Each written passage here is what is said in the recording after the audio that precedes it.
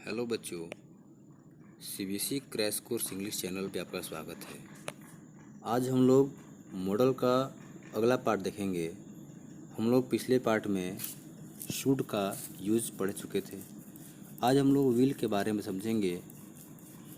चूँकि modal verb जो होता है वो एक हेल्पिंग वर्ब की तरह यूज होता है, और मैंने बताया था कि मॉडल वर्ब में क्या होता है कि आपको समझ में आया होगा कि मॉडल वर्ब में हमेशा V1 का यूज होता है। यानी कि मॉडल वर्ब जो होता है वैसे क्या होता है, V1 के साथ डील करता है, ठीक है ना। और जब भी यूज करेंगे ये हेल्पिंग वर्ब के रूप में होगा और ये यूज होगा V1 के रूप में, ठीक है। ये आप ध्यान देंगे हमेशा, ठीक है। तो विल जो होता है ये क्या करने के लिए होता है, एक्सप्रेस वॉल्यूशन, यानी कि इच्छा को व्यक्त करने के लिए। आपको कोई इच्छा होगा उसको व्यक्त करने के लिए। जैसे यहाँ पर दिया हुआ है सेंटेंस, मैं अगली बार सही करने का प्रयास करूंगा। यानी कि यहाँ पे क्या किया गया है, इच्छा को प्रकट किया गया है। इस बार गलती हो गया है लेकिन अगली बार क्या करूंगा, सही करने का प्रयास करूंगा। I will try to do better the next time. यहाँ पे विल का इस्तेमाल किस लिए किया गया है, ये बताने के लिए कि इच्छा जो है वो जाहिर किया जा रहा है कि अगला बार मैं सही करने का प्रयास करूँगा, ठीक है। तो आप समझ पा रहे होंगे यहाँ पे सेंटेंस में कि यहाँ पे क्या दिया हुआ है, इसको समझ पा रहे होंगे। अगला दिया हुआ, मुझे प्रथम प्रयास में सफलता मिल जाएगी। यहाँ यानी कि यहाँ पे भी क्या है, इच्छा दिखाया जा रहा है। I will succeed in first attempt, है ना। यहाँ पे सक्सीड क्या होगा, फर्स्ट अटैम्प्ट में हो जाएगा। यानी कि यहाँ पे क्या दिया गया है, विल के बारे में समझाया गया है। आगे बढ़ते हैं। मैं कल तुम्हारी किताब लौटा दूंगा, ठीक है। मतलब क्या डेफिनेटली बोल रहा है कि कल तुम्हारी किताब लौटा दूंगा, पक्का, definitely. I will return your book tomorrow. I will, यहाँ पे सेंटेंस को ध्यान समझते रहेंगे तो इन सेंटेंस पर दिखेगा आपको कि सेंटेंस बहुत शानदार दिया हुआ है। I will return your book tomorrow, ठीक है ना, ये आपको समझ में आ रहा होगा। अगला सेंटेंस आपका दिया हुआ है, हम न्याय के लिए लड़ेंगे। हम किस लिए लड़ेंगे, न्याय के लिए। यानी कि यहाँ भी क्या दिया हुआ है, एक से मतलब कि अच्छा सा लाइन है कि जब डेफिनेट किया गया कि लड़ेंगे न्याय के लिए, तो वी विल फाइट, लड़ेंगे किसके लिए, तो न्याय के लिए, विल फाइट फॉर जस्टिस। इस तरह का वाक्य जो होगा वहाँ पे विल का इस्तेमाल होता है। We will use will to express assumptions of probability, मतलब कि संभावना को व्यक्त करना होगा। जैसे मैं सोचता हूँ कि वह हमारा नौकर है, मतलब कि यहाँ पे क्या है, संभावना व्यक्त किया जा रहा है कि मतलब संभावना है कि नौकर है, हो सकता है कुछ और भी हो। That will be our servant I think, यानी कि यहाँ पे क्या किया गया है, संभावना को व्यक्त किया गया है। संभावना को यहाँ पे क्या किया गया, व्यक्त किया गया है। यहाँ पे विल लगा हुआ है, संभावना यहाँ पे है, ठीक है ना। यहाँ पे क्या है, प्रोबेबिलिटी है, प्रोबेबिलिटी है ना, इसलिए यहाँ पे लिख लगा हुआ है ये सब। शायद यह वही किताब है जो तुम्हें चाहिए, मतलब ये संभावना यहाँ भी है, कन्फर्म नहीं हो रहा है, मतलब शायद यह वही किताब है जो तुम्हें चाहिए। यानी कि this will be the book you want I suppose. बहुत शानदार मैंने सेंटेंस को यहाँ पे चूज किया हुआ है। अगर आप समझ पा रहे होंगे तो सेंटेंस पे ध्यान दीजिएगा, तो आपका इंग्लिश के साथ साथ आपका जो बात करने का जो लहजा है, जो मतलब शैली है, जो स्टाइल है, वो चेंज हो जाएगा। This will be the book you want I suppose. ओह क्या बात है। अगला सेंटेंस आपका दिया हुआ है, वह वहाँ जाएगा, ही विल गो देयर। मतलब कि यहाँ पर देखिए सेंटेंस से आपको समझ में आ रहा होगा कि यहाँ पर सेंटेंस जो दिया हुआ किसके लिए दिया हुआ है, विल गो देयर, यानी कि ही विल गो देयर, यानी कि वह वहाँ जाएगा, जगह का फिक्स है, वहाँ जाएगा। आगे promise, command, order, threat, warning, है ना, इसके साथ मतलब विल का इस्तेमाल होता है। जैसे प्रॉमिस करना होगा, किसी को कमांड देना होगा, किसी को ऑर्डर देना होगा, धमकी देना होगा, आदेश देना होगा, तो इस तरह के वाक्य में आई और बी के साथ भी क्या लगता है, विल लगता है। क्योंकि आप जानते हैं कि आई और बी के साथ लगता है शैल, लेकिन जब प्रॉमिस, कमांड, ऑर्डर है ना, तो वहाँ पे क्या लगेगा, विल लगेगा। क्या लगेगा वहाँ पे लगता है विल, ठीक है ना। ऐसे आपको पता होगा कि इसमें क्या लगता है, शैल का यूज होता है। ऐसे जो है आई और बी में क्या लगता है, शैल लगता है। लेकिन जब promise, command, order, threat, warning रहेगा तो वहाँ पर रहेगा विल। जैसे मैं तुम्हें एक पेन दूंगा, है ना, इसमें क्या दिया गया है कि मैं तुम्हें क्या दूंगा, प्रॉमिस किया जा रहा है कि मैं तुम्हें एक पेन दूंगा, ये प्रॉमिस है। I will give you a pen, है ना, I will give you a pen, ये प्रॉमिस किया गया। हम दुश्मन को हरा देंगे, है ना, ये क्या है, एक प्रॉमिस है, एक मतलब। तो इससे क्या होगा, we will defeat the enemy, मतलब जो इस तरह का वाक्य होगा, सेंटेंस होगा, वहाँ पे विल का इस्तेमाल किया जाता है। आगे बढ़ते हैं। मैं समय पर अपना गृह कार्य खत्म कर लूँगा। I will finish my homework in time. मतलब यहाँ पे एकदम क्या है, कन्फर्मेशन दिखा रहा है कि मैं ख़त्म कर लूँगा अपने टाइम पे। मैं तुम्हारी सहायता करूँगा। आई विल हेल्प यू, है ना, मैं तुम्हारी सहायता करूँगा। तो जो भी इस तरह का सेंटेंस हो, कमांड, ऑर्डर, मतलब तो इस तरह का सेंटेंस होगा, उसमें क्या लगता है, आई के साथ विल लगता है। क्योंकि हम जानते हैं कि आई के साथ क्या लगता है, शैल। आई के साथ क्या लगता है, शैल। लेकिन यहाँ पे क्या लगेगा, विल लगेगा। ठीक है ना। आगे बढ़ते हैं। टू इंडिकेट एन इन्विटेशन और रिक्वेस्ट, निमंत्रण के लिए या फिर निवेदन करने के लिए विल लगता है। ठीक है। जैसे मेहरबानी करके खिड़की खोल दी। कितने देखिए बच्चों, आप समझ पा रहे होंगे सेंटेंस मेरी जो सिलेक्ट की गई है वो बहुत शानदार मैंने सेंटेंस को सिलेक्ट किया है। मेहरबानी करके खिड़की खोल दीजिएगा। ठीक है ना। Will you please open the window. Will you please open the window, बहुत शानदार सा सेंटेंस शब्द दिया हुआ है। Will you please open the window. मेहरबानी करके अपना पेन मुझे दीजिएगा। Will you lend me your pen. वाह, कितना सेंटेंस अच्छा सा है। मेहरबानी करके, will you lend me your pen. ऐसे वाक्य को हमेशा हम लोग यूल के साथ इस्तेमाल करते हैं। अगला है कंडीशनल, यानी कि शर्त लिखा हुआ है। शर्त वाला जो वाक्य होगा, यदि वह धन कमाएगा तो कार खरीद लेगा, नहीं कमाएगा तो नहीं खरीदेगा। सिंपल सा बात है भाई। तो देखिए सेंटेंस जो है, इससे आप इंग्लिश भी सीखेंगे, स्पोकन टाइप का भी है, और आप कॉन्सेप्ट को भी, ग्रामर को भी बिल्ड करते चलेंगे।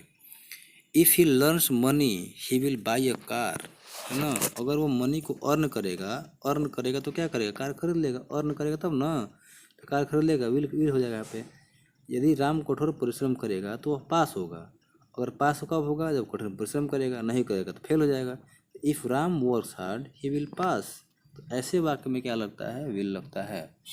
आगे बढ़ते हैं। वुड, अगला मॉडल सबका क्या है, वुड है ना। तो मॉडल्स वुड में हम देखते हैं क्या, कि वुड जो है रिक्वेस्ट के लिए यूज होता है। रिक्वेस्ट, निवेदन करने के लिए। क्या तुम मुझे अपना पेन उधार दोगे। यहाँ पे एक रिक्वेस्ट हो जा रहा है।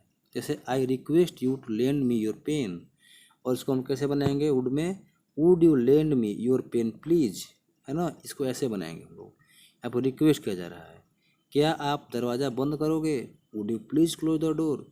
यहाँ पे क्या किया जा रहा है, रिक्वेस्ट किया जा रहा है। Would you please close the door, इसको रिक्वेस्ट कहते हैं। यहाँ पे रिक्वेस्ट किया जा रहा है। अगला है इसका टॉपिक, इनविटेशन के लिए या फिर ऑफ़र के लिए, यानी कि किसी को आमंत्रण देना हो या सलाह देना हो, ऑफ़र, इसके लिए हम वुड का इस्तेमाल करते हैं। जैसे क्या आप मेरे साथ भोजन करेंगे, I invite you to have a dinner with me. इसको बनाएंगे कैसे वुड में, would you please have a dinner with me. क्या बनेगा इसका, would you please have a dinner with me. यहाँ पे वुड का इस्तेमाल होता है जब हम आमंत्रण देंगे, सलाह देंगे किसी को, तो यहाँ पे वुड का इस्तेमाल होता है। अगला जो है, टू एक्सप्रेस हैबिचुअल एक्शन। अगर कोई एक्शन हैबिचुअल होगा, है ना, भूतकाल का होगा और हैबिचुअल होगा, तो उसमें हम क्या लगाते हैं, वुड लगाते हैं। जैसे जब वह विद्यालय में था तब हॉकी में बहुत रुचि लेता था। जब था तब, अब नहीं विद्यालय में है वो। बात कब की हो रही है, जब विद्यालय में था तब की हो रही है, यानी कि पास्ट की बात हो रही है। कब की बात हो रही है, ये बात हो रही है पास्ट की। ठीक है ना। और पास्ट में जब होगा और हैबिचुअल होगा, क्या होगा, हैबिचुअल, तो वहाँ पे क्या लगता है, वुड लगता है। जैसे when he was in school he would take much interest in hockey.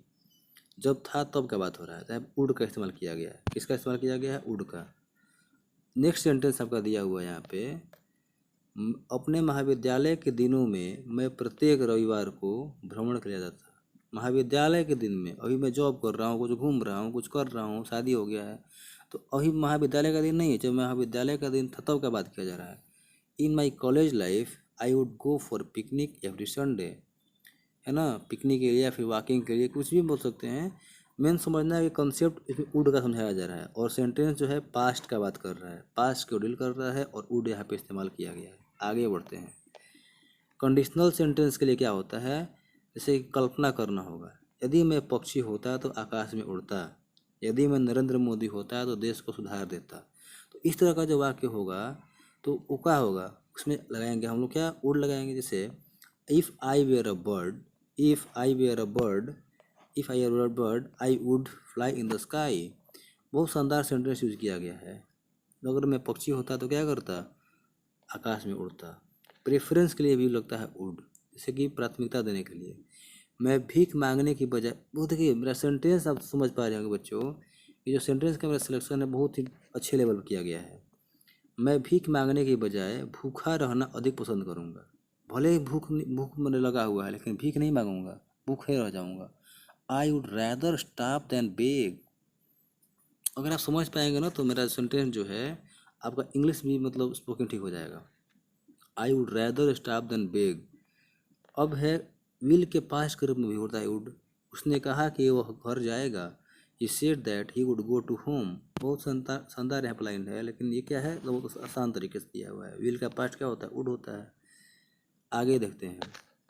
Ninth जो मॉडल से मस्ट है। मस्ट का जो इस्तेमाल होता है ऑब्लिगेशंस के लिए होता है ना, बाध्यता कर्तव्य के लिए, और कंपल्सन के लिए, नेसेसिटी के लिए इस्तेमाल होता है मस्ट का। तो ध्यान देंगे कि तुम्हारा समय पर पहुंचना आवश्यक है। यहाँ पे क्या है, मस्ट मतलब जरूरी है, नेसेसरी है भाई, नहीं तो तुम लेट पहुंचोगे तो ट्रेन छूट जाएगी, फीता कट जाएगा, है ना। तो इस पर जाना जरूरी है।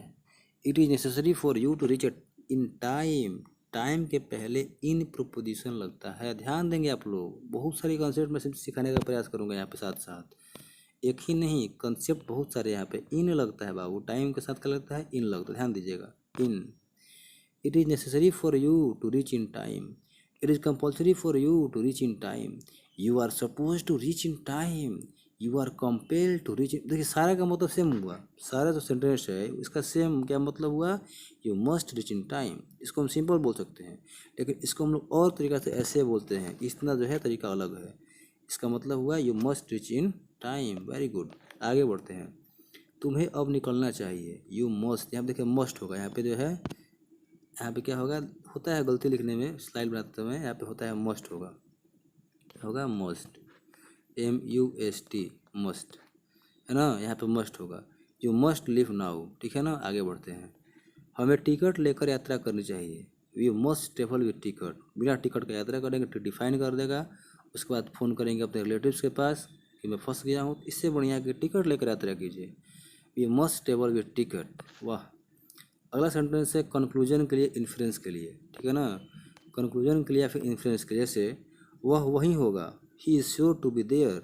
मतलब यहाँ पे क्या किया गया, तर्क दिया गया है, ही इज़ श्योरली देयर, मतलब कि इस तरह का जो वाक्य होगा वहाँ पे क्या लगता है, मस्ट लगता है। इसको हम लोग बोलते हैं ही मस्ट बी देयर।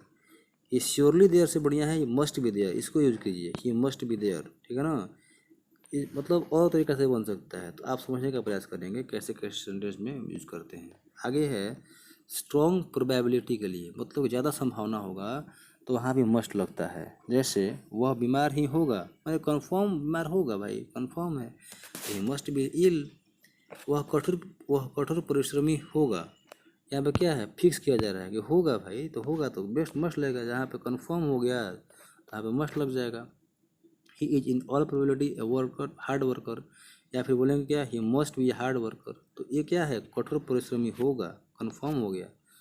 आगे बढ़ते हैं। क्या प्रोहिबिशन मतलब होता है निषेध, यानी किसी बात को मना करना। तुम ऐसा मत करो, अर्थात ऐसा नहीं करना चाहिए, है ना। मतलब कहा जा रहा है कि you are prohibited to do this.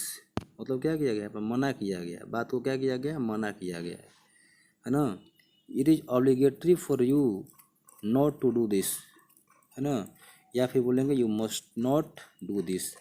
यहाँ पे मस्ट का इस्तेमाल सबसे अच्छा लगता है, या फिर इसको सेंटेंस को हम अलग अलग तरीके से लिख सकते हैं, समझ सकते हैं, इसमें मस्ट का इस्तेमाल होता है। आगे देखते हैं। To show necessity of things, है ना, आवश्यकता दिखाने के लिए इसका इस्तेमाल होता है। जैसे यदि आप कोलकाता जैसे शहर में हैं तो वाहन बहुत ज़रूरी है। देखिए मेरा सेंटेंस आप ध्यान दीजिएगा बच्चों, सेंटेंस पे ध्यान देंगे तो आपका इंग्लिश का स्पोकन भी सही हो जाएगा, ग्रामर के साथ साथ।